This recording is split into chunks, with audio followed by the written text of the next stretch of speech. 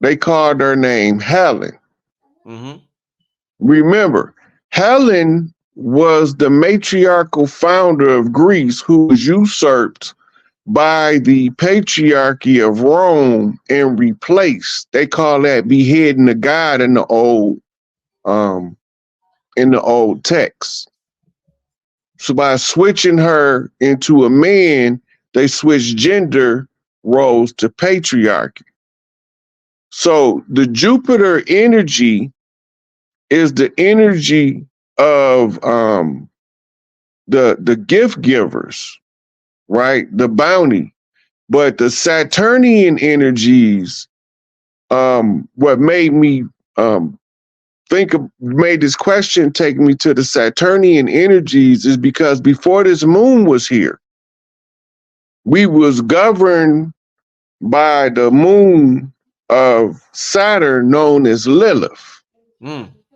And that's the time when Earth was known as Tiamat, and our orbit was in a different location closer to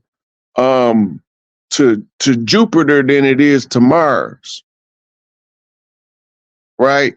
So all these energy frequencies is at work, and then you have this lunar energy that's the newest energy in the whole system.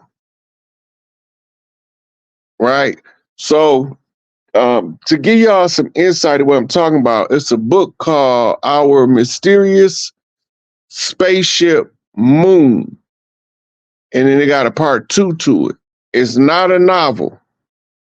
It's a scientific reader. It talk about a time before the moon. You can go on YouTube and look up, just type in time before the moon, and they gonna tell you how long the moon been there. Right? And then cross-reference that with the Dark Night satellite. And then you'll see when you read the Vimanus Wars, all of it will start to line up. Indeed. So it's those energies that they putting in the terms to explain to you the process of creation and where you at in the process based on the energies at work. So all of these energies is being used. Jupiter, Saturn, Lilith, moon. When the women learned how to control the lunar moon, that's when they was able to use the 3 days between the last moon and the first moon and tap into the Lilith energy. That's what you call the energy of the Dark Mother. I think he right.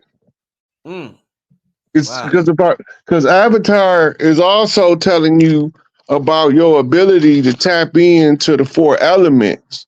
The only way you can be the Avatar is you have to master all 4 elements so that you can tap into the 5th, ether.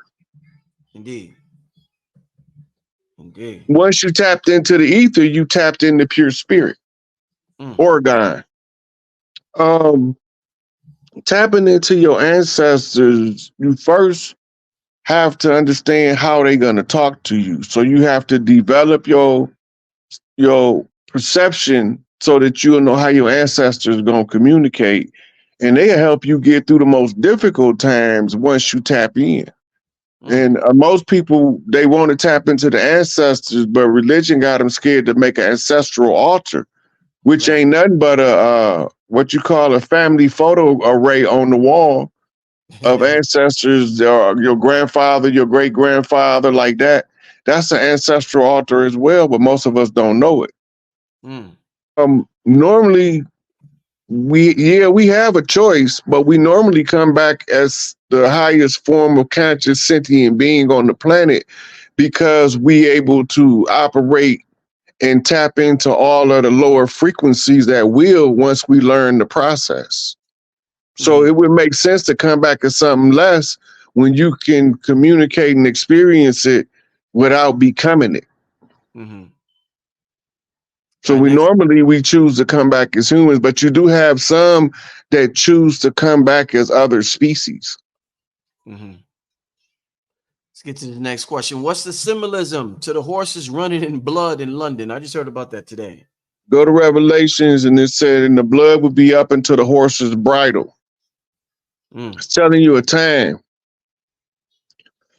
The white horse is the conqueror. Right. The black horse carries justice, the scales to measure out the justice at the end. The pale horse carries death in its weight, and the red horse wages war. All of these is different social roles of political control measures. And they use those things among the secret societies to openly tell you what they doing in your face, behind your back. They ain't hiding it. You just don't know what it means. It's the drowning, it's the blood, the horse returning from battle with the blood. He waded through the blood up to the horse's bridle. Look up what a horse's bridle is and look at where the blood is located on the horse, and you will know exactly what I'm talking about.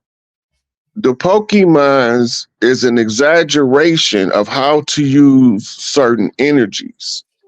You can use the card as the description of the energy that you're trying to use. Just remember, it won't be as pronounced as it is in the anime, because the anime is the extreme exaggeration to draw your attention to the subtle energy.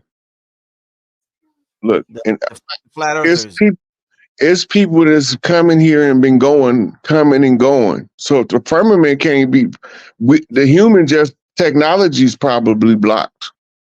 Because somebody's traveling in and out of this atmosphere as we speak. Indeed, indeed.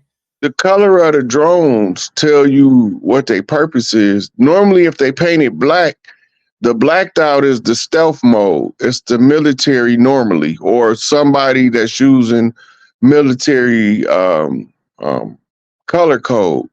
Same with the orange. The orange is to bring attention to itself, so somebody would want you to see the drone that you're looking at by giving it the bright color of orange.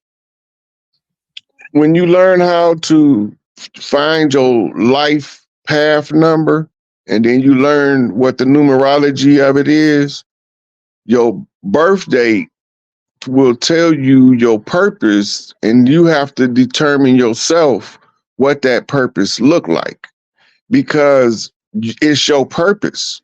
You can't use somebody else's purpose unless you want to change the purpose you was born with and use the energy to accomplish something that you want to use your free will to override your agreement while you came. That's one of the best questions. Yeah. So we are communicating into the 3D, projected energy from higher frequencies, what we call alternate dimensions.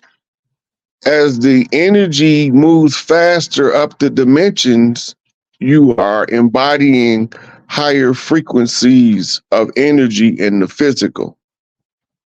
The computer processing in the brain is designed to allow your higher dimensional self, your spirit body, to experience 3D by experiencing things like emotion that when you're not in the physical body, you don't have. Look, we in a chapter of misery, right? When we came down here to experience misery, we was excited. We was excited because nobody didn't know what misery was. So the guys become curious of what this misery thing is and how it work and what it feel like. Now we know. We don't like it. Then we get down here, be like, hell no, get me out of here. But you asked for it. You asked for it. Ain't that some shit? Look, when you look at us and they tell you about our historical greatness. Yeah. The only reason we stay at the bottom as long as we did, because we was strong enough to take it. If we wasn't strong enough to take it, we would have changed it a long time ago. Remember Elijah Muhammad said, dissatisfaction brings about a change. Total dissatisfaction brings about a total change. The change is proportionate to the dissatisfaction.